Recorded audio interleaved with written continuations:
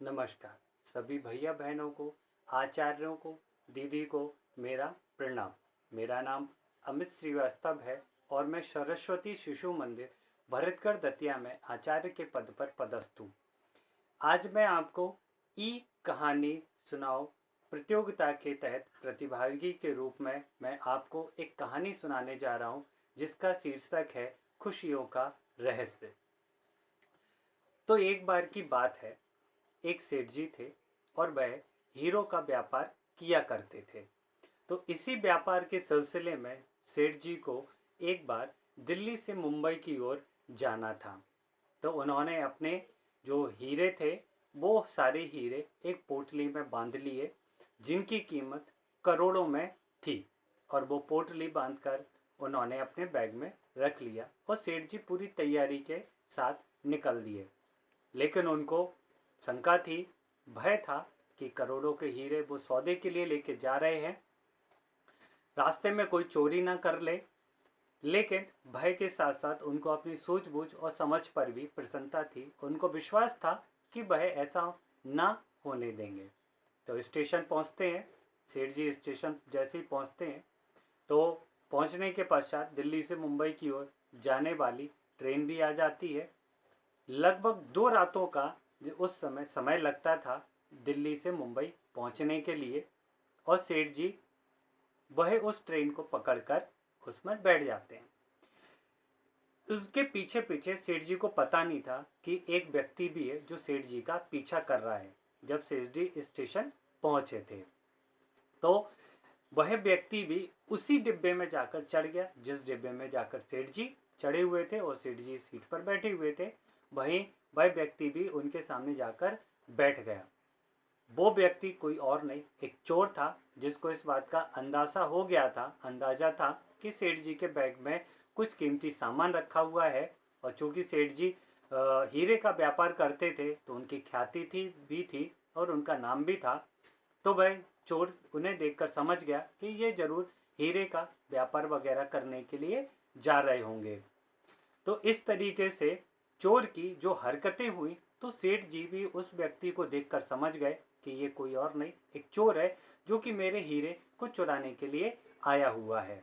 अब चूंकि 2 रातों का समय था मुंबई पहुंचने के लिए, चोर के पास भी समय था। और रात जैसा समय चोर के लिए एक सुनहरा अवसर था, क्योंकि उसको चोरी करने में आसानी होती, रात में सभी लोग सो जाते हैं इसलिए। तो चोर सेठ जी के बैग को एक टकटकी से लगाकर देखता रहता था। पूरे दिन भर वो यही देखता रहा कि इस बैग से कब मुझे वो हीरे मिलेंगे, कब मैं इनको चोरी करूंगा। तो समय गुजरने के पश्चात शाम के समय 6 से 6:30 बजे करीब हुए थे। चूंकि चोर को रात में चोरी करनी थी इसलिए वह जल्दी सो गया, ताकि वो जल्दी से रात में जल्दी से उठ सके और वह चोरी कर सके। उसी के कुछ समय के पश्चात सेठ जी भी सो गए। लेकिन उससे पहले सेठ जी ने अपनी जो हीरे से भरी हुई जो पोटली थी वो पोटली उस चोर के बैग में रख दी और सेठ जी भी फिर निश्चिंता के साथ सो गए। ये एक रहस्यमय बात आगे तक चलती रहेगी, जिसका सार आगे निकल कर आएगा। तो आगे सुनते हैं। फिर रात को करीब 10 बजे चोर उठा।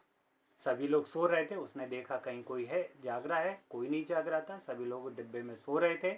तो वह चोर उठा और उठने के पश्चात वह सेठ जी के बैग को देखने लगा और खोजने लगा। काफी मेहनत की, काफी कोशिश की, बहुत सामान इधर से उधर किया, लेकिन बैग में पोटली नहीं मिली। तो पोटली कहाँ? फिर उसने सेठ जी का और जो अन्य सामान लिए थे साथ में उनको भी देखा, उसमें भी पोटली नहीं। फिर पोटली कहाँ गई? फिर उसने सेठ जी के कपड़ों को भी खंगाला, कपड़ों को देखा, लेकिन कपड़ों में भी कहीं भी पोटली नहीं मिली। अब चोर हैरान परेशान हो गया, खिन्नता होने लगी कि आखिर वो पोटली कहाँ गई, सेठ जी ने वो पोटली कहाँ रखी। पूरी रात निकल गई। चोर भी थक चुका था, काफी टाइम से वो मेहनत कर रहा था, कोशिश कर रहा था, लेकिन उसको ये पता ही नहीं था कि वो पोटली कहीं और नहीं उस चोर के बैग में रखी हुई है। सुबह का समय था, 5 साढ़े 5 बज चुके थे। चोर जाके थक चुका था तो चोर जाके सो गया। उसने कहा, मन में सोचा कि अगली रात में फिर मौका मिलेगा तब मैं चोरी कर लूँगा। तब तक दिन में पता चल जाएगा कि वो आखिर वो पोटली कहाँ है। उसी के कुछ समय पश्चात सुबह का समय 7 बजे करीब थे। सेठ जी सोकर उठे और जैसे ही वो सोकर उठे उन्होंने देखा कि चोर भी सो रहा है, तो उन्होंने उसके बैग से आसानी से वो अपनी हीरे से भरी पोटली उठाई और अपने बैग में वापस रख ली और सेठ जी अपने कार्य में लग गए। कुछ समय बाद फिर चोर उठा तो भाई यही सोचता रहा, सेठ जी को देखता रहा कि आखिर वो पोटली कहाँ गई। और सेठ जी इतनी प्रसन्नता के साथ अभी भी बैठे हुए हैं और उनको किसी बात का कोई भय नहीं। और सेठ जी मन ही मन खुश हो रहे थे कि मेरी पोटली बच गई।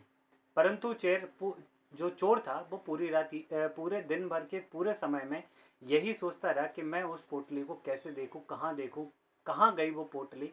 और सोचते सोचते शाम हो गई, समय गुजर चुका था, दूसरी रात का समय था। तो चोर ने फिर से वही किया। सोम को जल्दी वह सो गया क्योंकि रात में उसको जल्दी उठना था, हीरे की चोरी करनी थी, बैग को देखना था। तो जब चोर सो गया तो उसके कुछ समय पश्चात सेठ जी का भी सोने का समय हुआ। तो सेठ जी ने वापस वही क्रिया की, वह अपनी पोटली को उस चोर के बैग में जाके रख दिया और सेठ जी भी बड़ी निश्चिंता के साथ जाकर सो गए। रात को 10 साढ़े 10 बजे का समय हुआ। चोर फिर सोकर उठा और उसने देखा कहीं कोई भी नहीं जाग रहा है, सभी लोग सो रहे हैं। उसने कहा यह मौका बहुत अच्छा है, उसके लिए एक सुनहरा अवसर था। दूसरी रात थी। चोर ने फिर से वही किया, बैग को देखा, पूरी सारी जगह को देखा, पूरे सामान को देखा, पूरा अपना मेहनत अपना समय निकाल दिया। चोर पसीना पसीना हो गया, गुस्सा आने लगा, उसको खिन्नता आने लगी कि आखिर वो पोटली कहाँ गई, जो पोटली उसने सेठ जी के बैग में देखी हुई थी, परंतु वो पोटली उसको नहीं मिली। फिर उसने वापस वही किया, सेठ जी के सारे कपड़े देखे, सब कुछ उसने फटकार दिया, झाड़ दिया, लेकिन उसको पोटली का नामो निशान नहीं मिला, कोई हीरा नहीं मिला, कोई चीज नहीं मिली। अब चोर बहुत ज्यादा परेशान हो गया। एक खिन्नता टाइप से आती है कि जब हम किसी चीज को देखते हो, वो कोई चीज हमको मिले नहीं तो बहुत ज्यादा गुस्सा आता है, बहुत ज्यादा चिड़चिड़ापन और खिंचापन होता है। वही सारी स्थिति उस चोर के साथ भी थी कि मुझ जैसा चोर जो रात में हजारों लाखों की चोरियां कर देता था, आज एक छोटी सी चोरी नहीं कर पाया। उसको वो ये चीज समझ में नहीं आई कि आखिर सेठ जी ने ऐसी किस जगह रखी है, क्योंकि ये तो ट्रेन है, घर होता तो समझ में भी आता, परंतु ट्रेन में ऐसी कौन सी जगह जहां पर वो पोटली रख दी। तो समय हो चुका था, सुबह का समय होने वाला था, सेठ जी का जागने का समय होने वाला था। तो चोर पूरी रात भर मेहनत करके थक भी गया था, तो चोर जाकर फिर से सो गया कुछ समय के लिए। इतने में कुछ समय पश्चात वही 7 बजे का समय हुआ और सेठ जी उठे और उठकर उन्होंने वापस देखा कि चोर सो रहा है। तो चोर के बैग में हाथ डाला और वह पोटली सही सलामत थी, जो कि सेठ जी ने उठाकर वापस अपने बैग में रख ली और वह अपने कार्य में लग गए। करीब 8 बजे का समय हुआ। चोर सोकर उठा, जब तक कुछ कहता, सेठ जी से कुछ बात करता, तब तक मुंबई शहर आ चुका था। सेठ जी ने अपना सारा सामान उठाया और वह निकल पड़े अपने सौदे की ओर। और जब वह डिब्बे से उतरे, लेकिन चोर को ये मन में ये बात खाई जा रही थी, बहुत उथल पुथल मच रही थी कि वो पोटली आखिर गई कहाँ और वो पोटली मुझे क्यों नहीं मिली। तो वह भी पीछे पीछे सेठ जी के जाने लगा और वह भी डिब्बे से नीचे उतर गया। कुछ दूरी पर चलने पर उससे जब रहा नहीं गया, उसके मन में बहुत ज़्यादा प्रश्न उठने लगे। तो वह सेठ जी के पास पहुंचा और सेठ जी को रोककर बोला, सेठ जी, मैं पिछले 2 रातों से आपके वो करोड़ों के हीरे जो थे, मैं उनको चोरी करने की कोशिश कर रहा हूँ, लेकिन वो मुझे मिले नहीं। आखिर ऐसी कौन सी जगह थी जहाँ आपने वो हीरे रखे हुए थे जो मुझे मिले नहीं। सेठ जी समझ गए थे और उन्होंने बोला, अरे मूर्ख, तुझे क्या पता। सेठ जी हंसे, पहले तो उसकी बात पर बहुत ज़्यादा हंसे और मुस्कुराए और फिर उससे बोला कि मूर्ख, जिस पोटली को तू मेरे सामान में मेरे बैग में देख रहा था, वो पोटली तो तेरे पास थी, तेरे बैग में रखी हुई थी। पिछले 2 रातों से हर रात में वो जो पोटली जो तू मेरे कपड़ों में मेरे सामान में ढूंढ रहा था, वो पोटली तेरे पास थी।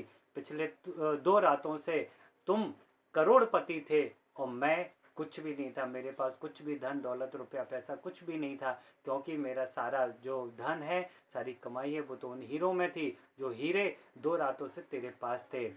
अगर तू ये नहीं सोचता कि मैं चोर हूँ, मैं कंगाल हूँ, तो जो हीरे आज मेरे पास हैं वो हीरे आज तुम्हारे पास होते और तुम उस आज करोड़पति होते।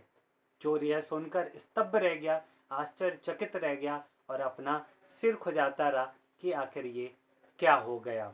जो कभी उसने सोचा नहीं था, वो सुनहरा अवसर, वो सुनहरा मौका उसके हाथ से निकल गया, क्योंकि बिना मेहनत किए वो करोड़पति बन गया था। परंतु उसके अंदर एक अलग ही भाव था।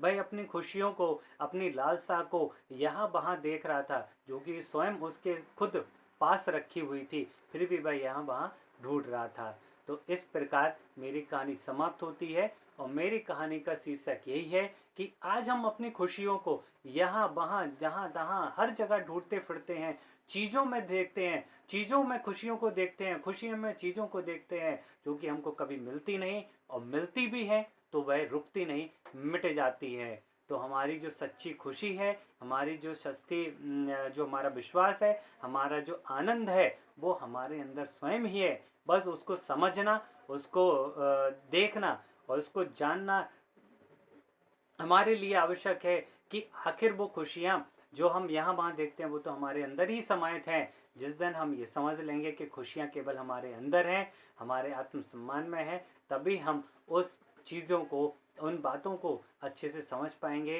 इसलिए अपने पर विश्वास रखें, अपने अंदर ही देखें, अपने अंदर झांकें। खुशियों को आपके अंदर ही समाहित करना है, आपके अंदर ही समाहित है। इसलिए कबीरदास जी ने भी कहा है कि कस्तूरी कुंडल बसे, मृग ढूंढे बन माहे, और ज्यों ज्यों घटी घटी राम है, दुनिया देखत नाहे। तो इस प्रकार मेरी कहानी समाप्त होती है। नमस्कार।